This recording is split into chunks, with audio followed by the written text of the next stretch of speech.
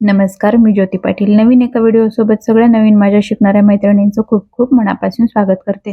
तर तुम्ही शिवण क्लास केलाय परंतु ब्लाऊज फिटिंग व्यवस्थित येत नाही किंवा परफेक्ट अशी पेपर कटिंग येत नाही, तर बऱ्याच वेळेस आर्म होलमध्ये ते जे गुड्या पडत असतात त्याचा काही प्रॉब्लेम येतो पण लक्षात येत नाही. जर तुम्हालाही हे काही प्रॉब्लेम येत असतील तर व्हिडिओ शेवटपर्यंत बघा, स्किप करू नका. भरपूर अशा टिप्स सांगितलेल्या आहेत जेणेकरून तुम्हालाही घरी बसल्या बसल्या जर काही शिकण्याची इच्छा असेल तर तुम्ही सुद्धा यातनं काहीतरी फायदा घेऊ शकता. तर त्याच्यासाठी तुम्हाला व्हिडिओ पूर्ण बघावा लागेल आणि चॅनलवर नवीन असेल तर नक्कीच सबस्क्राईब करा, म्हणजे अशाच प्रकारे माहितीची व्हिडिओ तुमच्यापर्यंत पोहोचतील. तर इथं आता आपण बेसिक जी पेपर कटिंग करत असतो त्याच पद्धतीने मी इथं कटिंगसाठी पेपर घेतलेला आहे. इथं मला तयार उंची पाहिजे 13, त्याच्यासाठी मी इथं 14 मध्ये रेष ओढून घेत आहे. नंतर आपल्याला शोल्डर जेवढा आहे आपल्या ब्लाऊजवरती माप आपण बेसिक जे माप टाकत असतो त्याच पद्धतीने मापे टाकून घ्यायचे आहे. तिथं मला एक सरळ रेष देऊन घ्यायची आहे. अशा पद्धतीने मी शोल्डर या ब्लाऊजचं घेतलेलं आहे. 5.5 वरतीचं शोल्डर घेतलेलं आहे पूर्ण. आता यामध्ये बघू शकता तुम्ही इथं 6 येऊ शकतं. जर आपला गळाला आपल्याला छोटा ठेवायचा असेल तर 6 घेऊ शकतो आपण, आणि जर डीप नेक घ्यायचा असेल तर आपण इथं 5.25 सुद्धा घेऊ शकतो, कमी जास्त करू शकतो. तर इथं मी मुंडा घेतलेला आहे 5.25, म्हणजेच आर्म होल घेतलेला आहे 5.25 आणि रुंदी घेतलेली आहे 9 आणि त्यामध्ये सिलाई मार्जिन जे द्यायची आहे ती 1.5 घेतलेली आहे. इथं आपण 2 सुद्धा देऊ शकतो. बेसिक मापे आहेत. इथं कमर घेर आहे 8 इंच, त्यामध्ये आपल्याला 2 इंच प्लेस करायचं असतं, कारण आपण खाली जे टक्स घेत असतो त्या पद्धतीने इथे ऍड करायचं असतं शिलाई मार्जिन. त्यानंतर इथं आपण हे बॉक्स तयार करून घेऊया आर्म होल साठीचा. जर तुम्हाला ही आर्म होल मध्ये बऱ्याच काही प्रॉब्लेम येत असतील तर या पद्धतीने जर तुम्ही कटिंग केली तर तुमच्या प्रॉब्लेम मध्ये बऱ्याच प्रमाणामध्ये सुधारणा होऊ शकते. या पद्धतीने आता हा मी इथं बॉक्स तयार करून घेतलेला आहे. हे शिलाई मार्जिन आपल्याला हवे त्यानुसार द्यायचे आहे. जर 1.5 आवडत असेल तर 1.5 आणि लॉक फिटिंग जर करत असाल तर 2 द्यावी लागणार आहे. तर मी इथं 1.5 देऊन घेतलेली आहे. जास्तही शिलाई मार्जिन दिली तर आपलं ब्लाऊज जो आहे त्यातून टोचला जातो. गळा घ्यायचा आहे इथं 2.5 इंच. जर आपलं जास्त डीप नेक असेल तर आपण इथं 2.25 इंच सुद्धा घेऊ शकतो. तर इथं गळा घ्यायचा आहे आपल्याला, रुंदी हव्या त्या आकारानुसार घेऊ शकतो आपण, 10 10.25 पर्यंत घेऊ शकतो. त्यापेक्षा जास्त जर घेतलं तर आपली फिटिंग जी आहे ते व्यवस्थित येणार नाही. तर वरी घेतलेला आहे मी 2.5 इंच आणि खालच्या गळ्याच्या रुंदीमध्ये घेणार आहे मी अर्धा इंच वाढून, म्हणजे 3 घेतलेला आहे. इथं 3 3.25 पेक्षा जास्त जर मोठं घेतलं तर आपली फिटिंग जी आहे ती व्यवस्थित येणार नाही. तर इथं 3 घेतलेला आहे. गळ्याचा आकार आपल्याला हवा तो देऊ शकतो आपण यामध्ये. जर आपल्याला पॅच बनवायची असेल तर आपण पॅच सुद्धा यामध्ये घेऊ शकतो आकारामध्ये. तर इथं मी गोलच देऊन घेतलेला आहे. थोडंसं खालच्या बाजूने घ्यायचं, म्हणजे जो आकार आहे व्यवस्थित येतो आणि त्याचा राऊंड शेप जे आहे ते व्यवस्थित सुंदर सुद्धा दिसतो. त्यानंतर इकडच्या भागामध्ये कॉर्नर मधून आपल्याला 1 इंच वरतीचं टिक करून घ्यायचंय आणि आर्म होलला व्यवस्थित असा राऊंड मध्ये देऊन घ्यायचं आहे. आता हे जे आपण लाईन दिसत आहे त्याच्यात थोडंसं खालून घ्यायचं, जेणेकरून जी फिटिंग आहे ते खूप छान येते आणि खाली वरती होत नाहीये. यासाठी व्यवस्थित असा आपल्याला आकार देऊन घ्यायचा आहे. या इथं सेम माप आहेत. आता यानंतर जे आपण पुढचा पार्ट कट करणार आहोत त्यामध्ये आपल्याला काही बदल करायचे आहेत. तर आता पुढच्या आर्म होल राऊंड साठी मी इथं अर्धा इंच बाहेर घेत आहे. अर्धा इंच आपण का घेतोय तर आपल्याला जे आर्म होल मध्ये चुना येतात, चोळ येतो, त्यासाठीच हे आपल्याला अर्धा इंच बाहेरून घ्यायचं आहे. याला आता आकार कशा पद्धतीने द्यायचा, आता याच आकारातून आपल्याला 1 इंच वरतीच टिक करून घ्यायचं आहे आणि व्यवस्थित असा आकार देऊन घ्यायचा आहे. यामुळे जे आपल्या बाहीमध्ये फुगा येतो तो येणार नाही. व्यवस्थित असं आकार देऊन घ्यायचा आहे. जर का तुम्ही पहिल्यांदा जरी कटिंग करत असाल किंवा नवीन शिकत असाल तर तुम्हाला काहीही प्रॉब्लेम येणार नाही. जर हा व्हिडिओ तुम्ही बघितला तर एकदम सविस्तरपणे तुम्हाला मी यामध्ये माहिती सांगितलेली आहे. या अगोदर पण आपले भरपूर चॅनलवरती व्हिडिओ अवेलेबल आहेत.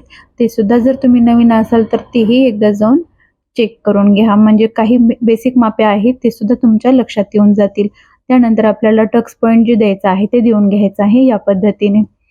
हे झालं आपलं पाठीमागच्या पार्टची कटिंग. आता आपल्याला समोरचा जो पार्ट आहे ते वेगळा कट करावा लागणार आहे. या पद्धतीने आता हे बेसिक कटिंग जे आहे ते व्यवस्थित असं कट करून घ्यायचं आहे. त्यानंतर आपल्याला समोरचा पार्ट जो आहे त्यामध्ये कटोरी आणि बाकीचे मापे देऊन घ्यायचे आहेत. व्यवस्थित असं कटिंग करून घ्यायचे आहे. ज्या आपण रेषा दिलेल्या आहेत त्यावरतीच आपल्याला ही पूर्ण कटिंग तयार झाली पाहिजे.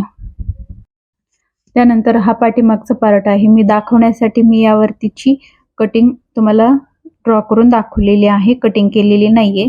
पण आता हा समोरचा पार्ट आहे, यावरती तुम्हाला मी बाकीची जी माहिती आहे व्यवस्थित असं देणार आहे.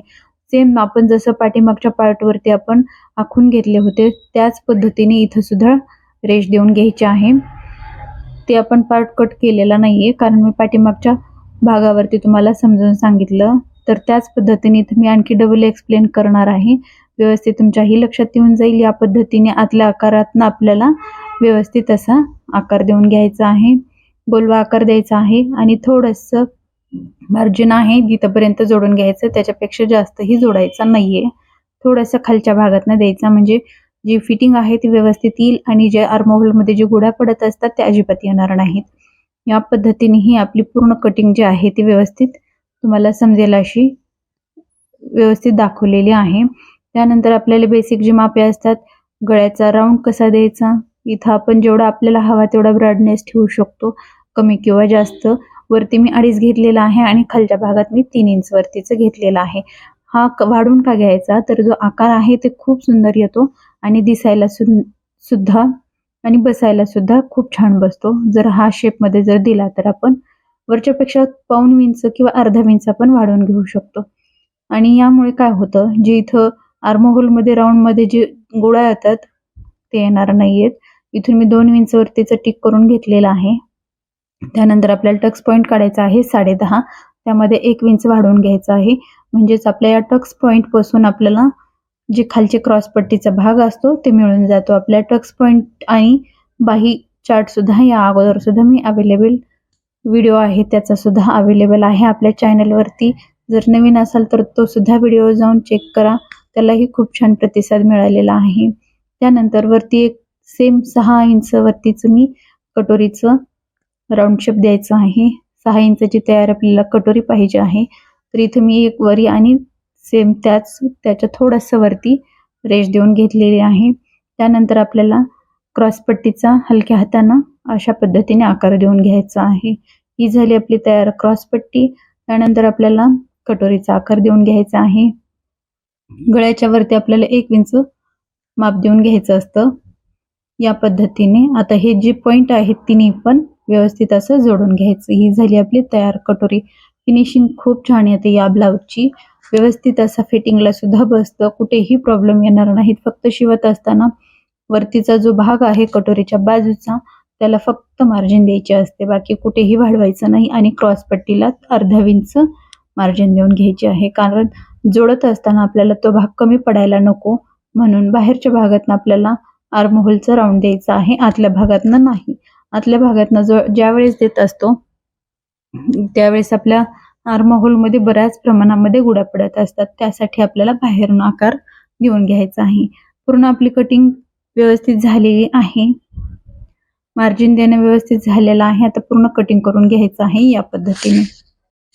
खूप छान बसतो हा ब्लाऊज. जर तुम्ही याच पद्धतीने कोणत्याही ब्लाऊजची कटिंग केली तर तुम्हाला परफेक्ट असं पेपरचं कटिंग तर येणारच आहे आणि मी सांगितलेल्या पद्धतीने जर तुम्ही कटिंग केली तर तुमची एकदम जी कटिंग आहे व्यवस्थित परफेक्ट बसेलच आणि कुठेही आर्महोलमध्ये गुढी पडणार नाही. पद्धतीने ही कटिंग आपण तयार करून घेतलेली आहे आणि कटोरी कशी वाढवायची त्याचा सुद्धा व्हिडिओ आपल्या चॅनलवरती आहे, तेही एकदा नक्की जाऊन चेक करा.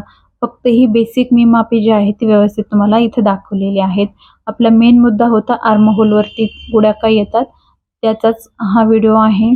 त्यासाठी मी इथं कटोरी कशा पद्धतीने वाढवायची ते दाखवलं नाहीये, कारण जर दाखवलं तर बाही आणि कटोरीचा व्हिडिओ खूप मोठा होतो आणि बघणाऱ्यांना खूप कंटाळा येतो. त्यासाठी मी इथं याच पद्धतीने व्यवस्थित तुम्हाला समजेल अशी खूप सोप्या पद्धतीने सगळ्यांना समजेल अशा पद्धतीने मी यामध्ये एक्सप्लेन करण्याचा प्रयत्न केलेला आहे. जर का तुम्हाला हा व्हिडिओ तुम्हाला माहितीपूर्ण वाटत असेल तर लाईक करा, चॅनलवर नवीन असेल तर नक्की सबस्क्राईब करा. पूर्ण व्हिडिओ बघितला धन्यवाद. Thank you for watching.